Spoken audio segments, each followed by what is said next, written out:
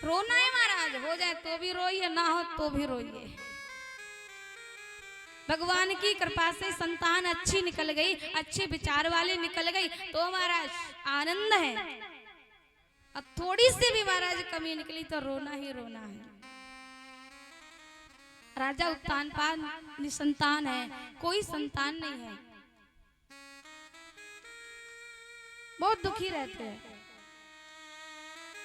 एक दिन क्या हुआ कि राजा उत्तानपाद जंगल की ओर भ्रमण करने के लिए निकले। जंगल में ही उन्होंने सुरुचि को देखा। सुरुचि बहुत सुंदर है। राजा उत्तानपाद सुरुचि के ऊपर मोहित हो गए। अब क्या हुआ महाराज, गंधर्व विधि से सुरुचि के साथ में विवाह करके राज्य में ले आए। आज जैसे राज्य में लेके आए, सुरुचि ने रानी सुनीति को देखा, पूछा महाराज ये कौन है? राजा ने कहा कि ये मेरी बड़ी पत्नी है। सुरुचि कहती है महाराज जब आपकी एक पत्नी थी तो आप हमें लेकर के क्यों आए, हमारे साथ में विवाह क्यों किया? अब सुनो, यदि आप हमें रखना चाहते हो तो आपको इनको छोड़ना होगा, त्याग दो। अब महाराज राजा सुरुचि पर मोहित हो गया। अब सुरुचि की बात माननी पड़ेगी। तो आज राजा उत्तानपाद ने सुरुचि की बात मान करके सुनीति को त्याग दिया। राजा उत्तानपाद सुरुचि के साथ में रहते हैं। दो पत्नी है, सुनीति और सुरुचि। सुनीति का अर्थ है सुधन नीति, यानी जिसकी सुंदर नीति हो, जिसकी सुंदर नीति हो उसे कहते हैं सुनीति। सुरुचि सुधन रुचि, जो अपनी ही रुचि में लीन रहती हो, मस्त रहती हो, उसको कहते हैं सुरुचि। वो केवल अपना ही भला चाहे, उसको कहते हैं सुरुचि। अब क्या हुआ, समय आने पर दोनों रानी गर्भवती हुई। बड़ी वाली रानी जो सुनीति है वो संतों के पास जाती है और संतों के द्वारा भगवान की कथा सत्संग सुना करती है। जब माताएं गर्भवती हों, गर्भ से हों, तो उस समय माताओं को अधिकतर भगवान की कथा सुननी चाहिए, आंखों से भगवान के चित्र देखने चाहिए, मुख से बढ़िया शब्द बोलने चाहिए, कभी भी कट वचन नहीं बोलने चाहिए। क्यों? आंखों का, कानों का, मुख का, इन तीनों का महाराज होने वाले बच्चे पर असर पड़ता है। आजकल देखो महाराज, मैयाओं के घर में भगवान के पोस्टर नहीं मिलेंगे, भगवान के चित्र नहीं मिलेंगे।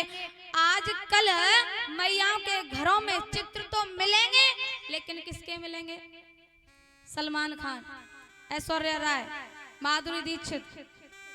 क्यों है कि नहीं? झूठ बोल रही हूँ क्या मैं? अधिकतर महाराज उन्हीं के फोटो मिलेंगे घर में। अरे भगवान के चित्र अपने घर में लगाइए। जब सुबह आपकी आंखें खुलें तो भी उनको देखें, आप जब सोवें तो भी उनको देखें।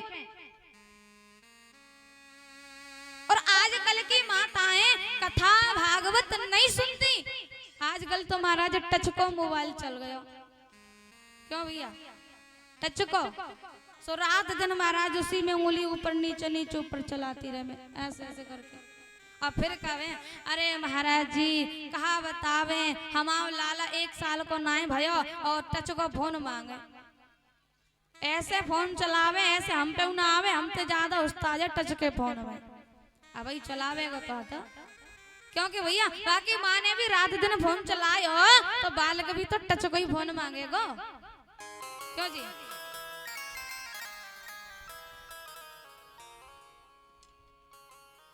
तो इसलिए महाराज आप जब गर्भवती हो, गर्भ से हो, तो गर्भवती स्त्री को आंखों से भगवान के चित्र देखने चाहिए और कानों से भगवान की कथा श्रवण करनी चाहिए और मुख से सुंदर वाणी बोलनी चाहिए। इन तीनों का असर होने वाले बच्चे पे पड़ता है। अरे सुनीति ने क्या किया? यही तो किया। एक वो भी माँ है और एक आप भी माँ हो। अरे वो महाराज आपके जैसी है, लेकिन उसने भी अपने बच्चे को ऐसी शिक्षा दी, ऐसा संस्कार दिया महाराज कि ध्रुव ने जंगल में जा करके तप करके भगवान की प्राप्ति कर ली। अरे धन्य है हमारे भारत भूमि की माँ जिन्होंने अपने पुत्रों को ऐसे संस्कार दिए, जिनकी आज हम यहाँ बैठ करके कथा श्रवण कर रहे हैं, कथा सुन रहे हैं।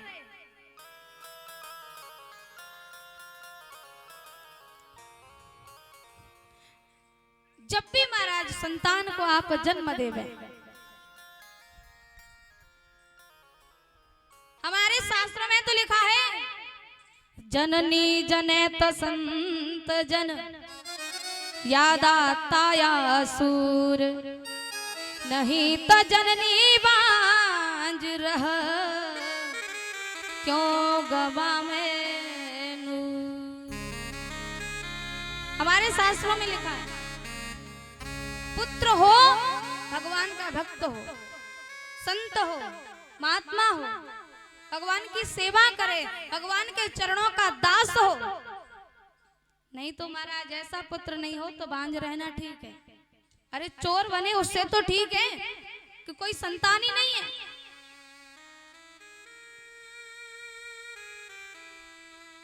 आज सुनीति मैया ने संतों के द्वारा कथा सुनी, सत्संग सुना और कथा का सत्संग का असर, संतों के संग का असर होने वाले बच्चे पर पड़ा है। धीरे धीरे समय आया दोनों माताएं के, आज दोनों माताएं हैं ना, उन दोनों माताओं ने पुत्र को जन्म दिया है। सुनीति माँ के एक पुत्र हुआ, उसका नाम रखा ध्रुव। सुरुचि का जो पुत्र है उसका नाम रखा उत्तम।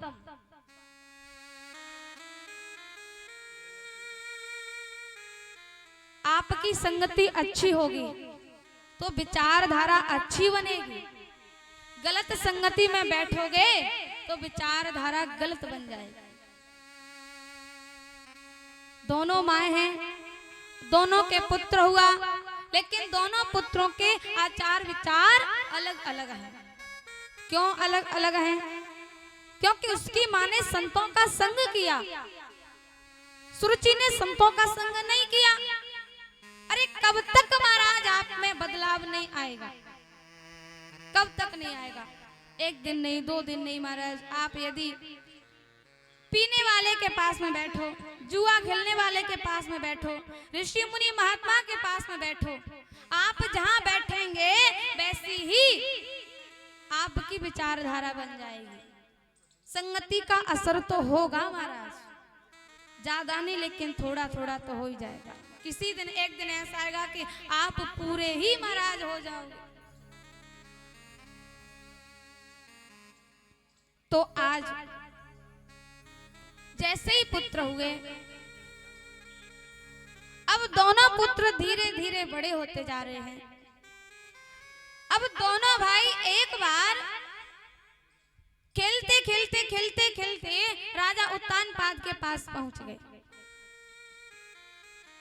राजा उत्तानपाद ने अपने बेटा को उठा करके गोद में बिठा लिया, ध्रुव को उठा करके गोद में बिठा लिया।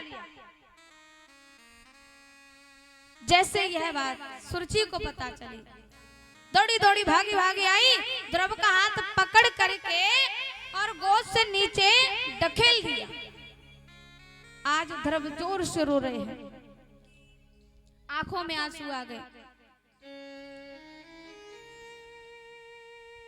रोकर के कह रहे हैं कि माँ आपने ऐसा क्यों किया? मेरे भी तो पिताजी हैं, मेरा भी तो अधिकार है कि मैं इनकी गोद में बैठ सकता हूँ, मैं इन्हीं का पुत्र हूँ। आज सुरुचि कह रही है ध्रुव ये तेरे पिताजी तो हैं, मैं तेरी माँ नहीं हूं। ये तो तेरे पिताजी हैं लेकिन मैं तेरी माँ नहीं हूं। अरे इनका पिता होना इतना जरूरी नहीं है। यदि मैं तेरी माँ होती, तूने मेरी कोख से जन्म लिया होता तो ही तू इस पर बैठ सकता था। और यदि तुझे सिंहासन पर इस पिता की गोद में बैठना है तो तू जंगल में जा, भगवान का भजन कर, भगवान तेरे भजन से तपस्या से प्रसन्न हो जाए। तुझसे कहें कि बेटा कुछ मांग, तो उनसे मांगना कि प्रभु मेरा जन्म हो तो सुरुचि मैया की कोख से मेरा जन्म होना चाहिए। जब तू मेरी कोख से, मेरे गर्भ से जन्म लेगा तब तू इस गद्दी पर बैठने का अधिकारी बनेगा, अन्यथा नहीं बैठ सकता। अरे तूने उस अभागिन की कोख से जन्म लिया है। आज ध्रुव जोर जोर से रो रहे हैं, आंखों में आंसू आ रहे हैं कि विमाता आज बोलती क्या है कि मैं एक छोटा सा बालक जंगल में जाऊं। सब बातों को सुनकर के